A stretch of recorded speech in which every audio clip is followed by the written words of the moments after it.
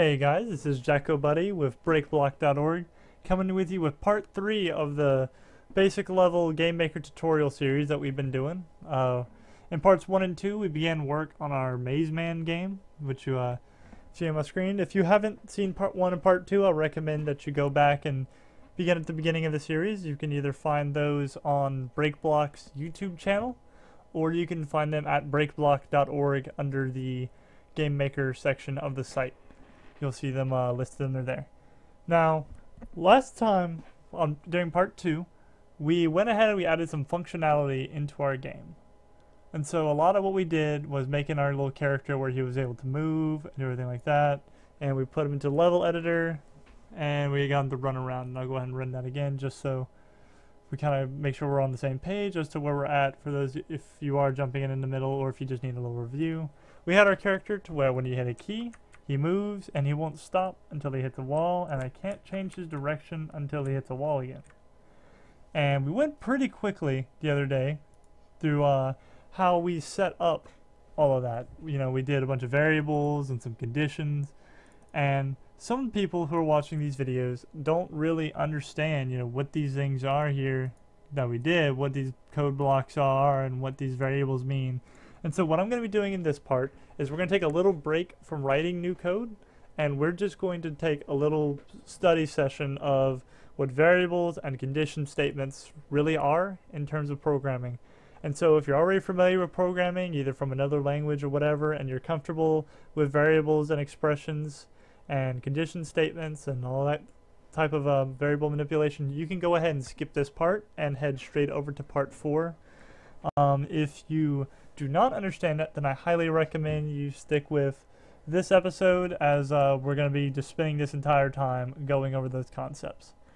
And so I'm going to go ahead and pull over my handy dandy notepad file right here, and we're just going to use this kind of to take some notes and to explain a few things. So one of the key things in programming is variables, and a variable is exactly as it is in algebra or any kind of mathematics that you do. Everyone's seen the little problem you do in your math class where it'll be like x plus 2 is equal to 4, and then it'll give you, you know, x is equal to question mark. Well, what's x? Well, mathematically we can obviously determine that x is equal to 2. Duh. I mean, that's nice and easy. Well, that is essentially what we were doing in part 2. That is a variable. We have a few different ways that variables are treated within programming. So, okay, you create your variable, and we can call it x, or we can call the variable num, or we can call the variable dogface, whatever you'd like to call your name. There are certain words that cannot be used for variables. Those are called reserved words, and that would be a word such as, actually, x cannot be used as a variable name, except for if you're referring to the x position of an object on the x coordinate, because that term has been reserved for x. Or you cannot use the term, I don't know, like show message is a game maker function, and so if you put this, it's going to be expecting you to show a message on the screen, not a variable name, and so you can't use words like that. But a word like num, like I said, or we can do dog, or we can do John. All those would be acceptable variable names because they're not reserved words, and pretty much anything you use is not going to be a reserved word. Just don't use anything that already has a programming meaning. And Game Maker will let you know if you accidentally use one of those words, because it'll be very confused and upset with you, and you'll get a nice little error message about that. Now, whenever you create a variable, one of the first things you need to do, so if we do like the variable num, we're going to set it to something. So this statement right here, like that. This is what we call an assignment statement, and it's exactly like the term implies. We are assigning a variable a value, and so in this case we are assigning the variable num equal to 1. We could, like I said, you can use any name, so dog is equal to 1. This is the exact same thing, except you're just putting it in a different name, a different tag, or a different variable ID. Any kind of way you want to say that to remember it. This is what we call it in plain English, and this is what its value is set to. That's all it is. And so that's an assignment statement. Now, let's say, once again, we do num plus is equal to 1. And then we do num is equal to 2. That is not a 2. That would be a 2. Now what's happening here in your code, right here, the game maker stops and says, okay, I'm going to set num equal to 1. And right here it says I'm going to set num equal to 2. So what happens is that 1 becomes replaced by the 2. Num is no longer equal to 1 and is equal to 2 whenever it hits this line. So we could say, like right here, you do show num, and here, show num. And basically, right here, num is going to be equal to 1, and right here, num is going to be equal to 2. So the value changes every time you reassign it, just using your assignment statement. Now, another type of assignment statement, we can do our num is equal to 1, and then we can do num is equal to num plus 1. Now this is a little bit more fancy algebra. One thing to note in programming, the right side of an equal sign is always calculated mathematics, and then it's always used for the left side. So in this case, this whole statement right here is performed before any of this matters. Always. All of that is done, whether it's in parentheses or not. I'm just doing that to be symbolic. So what's happening here is essentially, if we were to break that down, that's the same as num is equal to num, which is equal to 1 plus 1, which means at this stage num is now equal to 2 because of that. If I set this to 2, well then this number would become a 2, and so now num is equal to 3. And that's also an assignment statement. You're just doing, that's a relative assignment. And so in GameMaker, whenever you use the drag and drop, there's a little relative checkbox. And that's all that is saying whatever value I'm assigning here, it's a relative value. So you're adding it or subtracting it to the value that already exists, as opposed to replacing it like you normally would. So, and you'll see these concepts more. It becomes a little bit to remember immediately. But as you start writing code and we get a little further in this project, especially in like part 4 and part 5, it's going to all click and make sense to you. But it's kind of wanted to show this for people who haven't seen it before, so that you understand that. Now, another thing to note about programming is it always follows the order of operations.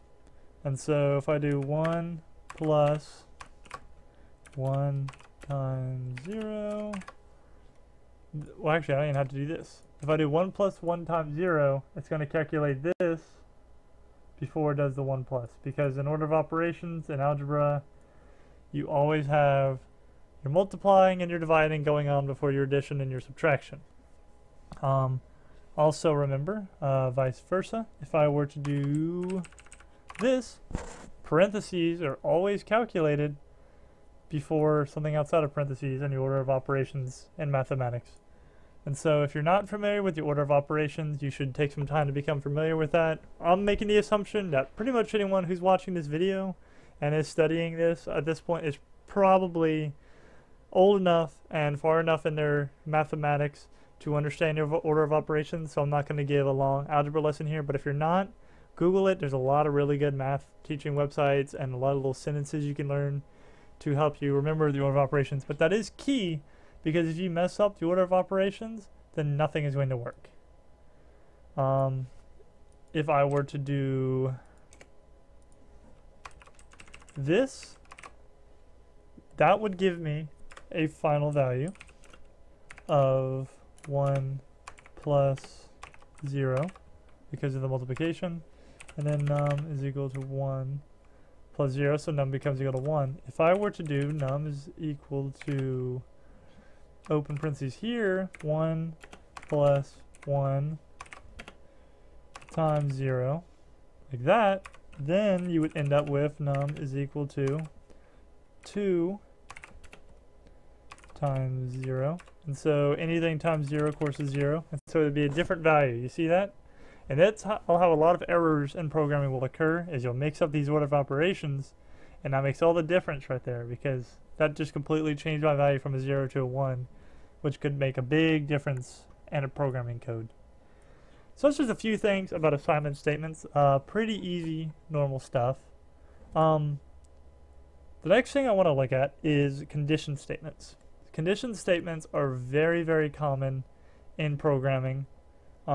They follow a very simple pattern. It's if, then, and then you can stop there, or sometimes it goes a little further and you can do else, like that. And there's even deeper levels, which is else, if, and then else. And some people are going, well, what on earth is that? If you're not familiar with assignment statements already, but I'm gonna break this down for you, and then it's gonna make really cool sense. And so let's say right here, I'm gonna say get num right here, and num is gonna be a variable, and get just gonna mean in this case that the user is gonna give us a number right there. So a user, I'm gonna do a little note here. User gives a number. I cannot type the name, I'm sorry. Alright, so they're going to type in some kind of number right there. So watch this. We can do if, because we want to do a condition statement here. And you don't have to do parentheses right here. You can just enter a condition, but I just find it is good programming practice to always put your condition inside of parentheses. It just helps really organize stuff. So I'm going to do that. If you don't want to do that, then you're welcome to write your code however you want. But I'm going to say if num is less than 0. And in some languages, you have to put thin, like that. In GameMaker, you don't actually have to write the word thin. You can if you'd like, I believe. I normally don't. But what you do is brackets like that. And so basically, what's going to happen is everything that is inside of these brackets, I can put code here, and code here, and code here, and code here, and it's usually good practice to indent your code like that, so you can see all of this is inside of these brackets. And basically when this program runs, if I type a -1 for num right here, it's going to say if num is less than 0. Well, is -1 less than 0? Yes, it is. Do all of this. Or I can say num and put in a 1. Is 1 less than 0? No, it is not. So it's going to skip this line. It's going to go from here and go straight to here. So none of this is going to occur. And so that lets you do a condition. And so, like in example, I'm going to say your number is negative. Okay? And so if num is less than 0, then it's going to say your number is negative. Nice and simple. Now, okay, that's all fine and dandy, but we want to be a little fancier than that. So what we're going to do then is we're going to do else if, and then we're going to do our parentheses, because remember I always like to put in parentheses, it makes it a little easier to see. Num is equal to 0. And when you see 2 equals like this, that is a comparison. If you do 1 like this, that is an assignment statement, and that's always going to be true because num can always be assigned to 0. So you need to do 2 equal signs. That's another common program mistake right there. 2 equal signs is a comparison statement saying, is number equal to 0? If you put 1 equals, it goes number is equal to 0. If you put 2, it goes is number equal to 0? That's how you kind of remember that. So we're going to do 2, we're going to do our open brackets, and then right here we're going to say your number is 0. Okay? So now we have nice little 2 branches right here. So now our program is no longer a straight line. Our program actually has kind of a shape to it right here. And you can see that because now if I type a 0 right here, it's going to check here. Is num 0 less than 0? No, it's not. Skip that. Come right here. Okay? Else if means if this is not true, then check this one next. If this one is found true, it's not even going to check else if, which is a good note in programming because I'm going to indent a little bit down here. Make a little space. And if I were to do if num is less than 0, and then I could do if num is equal to 0, and we'll put, you know, code here, and we'll put code here. And what will happen if you do this as opposed to this? See here I'm using an else if, here I'm using an if for both. What's going to happen with that is it's going to check this one, and if it's true, then it's going to execute this, and then it's going to check this one, and if that's true, it's going to execute this. Up here, it's going to check this one. If this one is true, it's going to execute this, and it's going to skip everything else within that same bracket of information right there. And so that's kind of the difference there. So this is only good if you want to check every one of your items individually. But see, if the number is less than 0, I don't need to check if it's 0 because I know it's not 0. So this will always be false if this is true. So what is the point of wasting my processor's time checking this one? So I'm going to go ahead and just use else if, so it skips it. Then you have your magical else. Nice and simple, just type else. Your number is positive. Okay, now, if this fails and this fails, else is what's left. When you have an else statement, that literally means if all else fails, do this. And so that is what else is for. In fact, I could actually do else if num is equal to 1 right there. And see, I actually have two else ifs, so it's going to check this. If that's false, then it's going to check this. If that's false, then it's going to check this. And if all of them are false, then it's going to do else. So else is your fallback. So like right here, what I could actually do, for example, is if num is greater than 0, then right here I'm going to say your number is positive. Okay, and then right here I'm going to say your number doesn't exist. So if the number is less than 0, then your number is negative. Or else, if your number is equal to 0, your number is 0.